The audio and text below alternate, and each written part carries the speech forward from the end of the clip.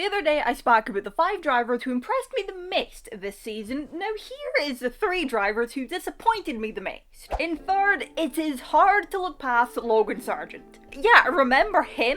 If you forgot about him, don't worry, because I did too. Honestly, it feels like a lifetime ago he got dropped, which was harsh, but honestly justified. He just didn't deliver, simply put. For year 1 to year 2, you'd have hoped and expected a driver to make a step, like say what Oscar Piastri did as an example of driver who joined the grid at the same time as Sargent. And did Sargent have great machinery underneath him at Williams? No. I think I remember hearing something earlier in the year about how in Monaco he was apparently using like old parts or something, or 2023 parts or whatever. I think I remember reading something like that, but anyway. Now, did Sargent also crash quite a bit? Yes. Although it has to be said, Albon and Colapinto have had their fair share of crashes too, but that doesn't take away from the fact that Sargent, when he whizzed it off the rod, just didn't deliver the results, and that combined with the crash damage just led to him being replaced. As I say, he didn't hit great machinery underneath him. You can only do so much with a Williams car, but his teammate Alex Albon was managing to challenge for and score points, and Sargent wasn't, and points being prizes. Now yes, Colapinto did also end up costing Williams a pretty penny or two for a couple big shunts, but at least he scored points during his 9-race stint. More than Sargent ever did last and this year combined. You'd never like to see drivers being replaced mid-season, but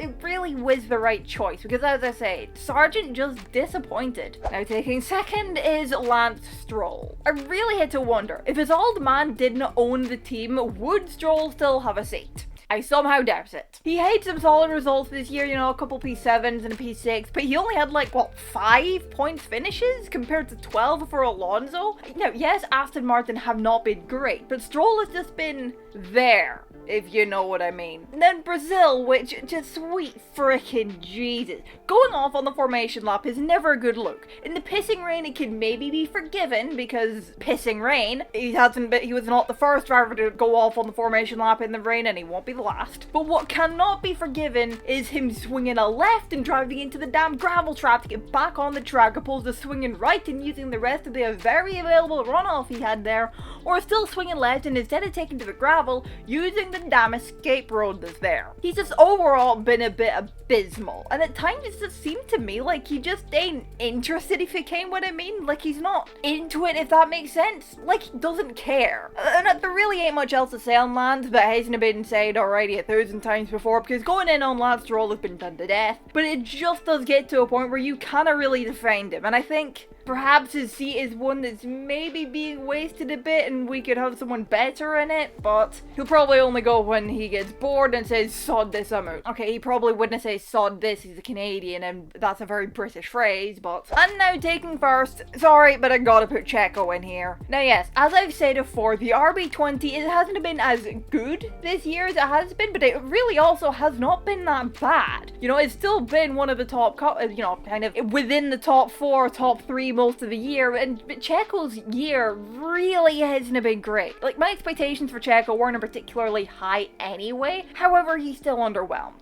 Look, the simple fact is that you and I were closer to Checo in the 2024 driver standings than Checo was to Max. You cannot expect him to match Verstappen. That is just unrealistic. Nobody was expecting him to match the Dutchman. But I think folk were expecting him to be closer than he has been, and really, Checo being as far from Max as he has been has cost Red Bull a shot at going for both titles. It's just difficult to defend him this point in Red Bull. The Qatar DNF that he had, he said that the moment he lost drive, I mean, for the outside it kind of just looks like a spin, but I'm not an engineer or mechanic. Out on the opening lap in Abu Dhabi after a collision, the coming together with the Haas cars in Monaco didn't help things, the coming together with Sainz in Baku, going off in Canada, the abysmal races in Silverstone in Mexico, just, he really underwhelmed and has been the most disappointing driver this year. I'm not saying Checo's a bad driver. Historically, he's not been that bad. He was always really solid in the midfield, but this year, 2024, he's been shit aside from the opening few races. It's the first time in 30 years that the teammate of the driver who won the title had finished 8th or lower. Funnily enough, the last time it happened, the driver in question who finished 8th while his teammate won the title was Max Verstappen's old man. Michael Schumacher, meanwhile, was the one taking the title, of course. Now, if you take a look at the entry list for 2025 that got published last week,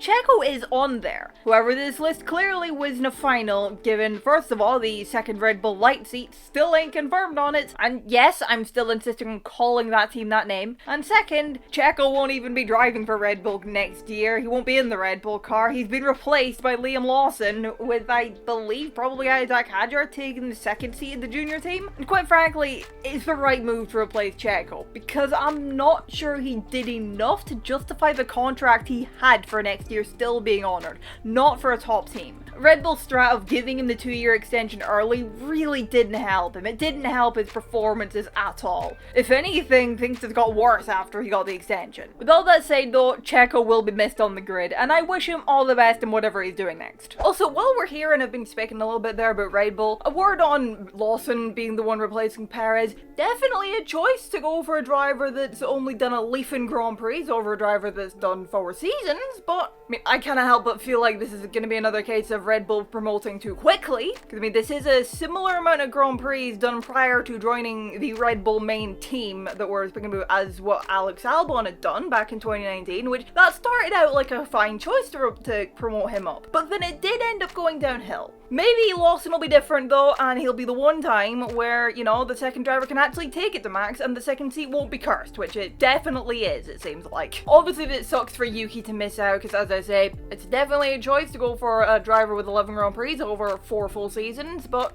realistically I don't think Yuki was ever going to have a chance at that second Red Bull seat. Hopefully he can find a seat somewhere someday outside of the Red Bull program, because I cannot help but feel like that's the only way he's going to get any upward trajectory, if you know what I mean. I will just reiterate the point that Liam Lawson is not the problem here. He's done nothing wrong. I wish him the best. I hope he does well. My problem is the fact that Red Bull just seem to be repeating past mistakes. It seems like in promoting drivers too quickly. Because, you know, I mean, Lawson's only done, what, 11 Grand Prix? Maybe leaving him in that second team for a full season could have done him good, while promoting Yuki for, say, even if just, you know, promoting Yuki for a year before releasing him to be able to go join another team or something before then getting Lawson in. He'll have a little bit more experience under his belt, but maybe Lawson will prove us wrong, and this will be the one time where they haven't promoted too quickly. I hope Lawson does do well. God knows it's about high time someone was able to not be cursed in that second Red Bull seat. But I just wanted to reiterate the point. The point of contention is not with Lawson, he's done nothing wrong, it's with Red Bull. What's disappointed you the most this season? Let me get your thoughts down in the comments below. Drop a like if you enjoyed the video, subscribe if you're new around here. Thank you all so much for watching, and I will see you in the next one. Bye bye.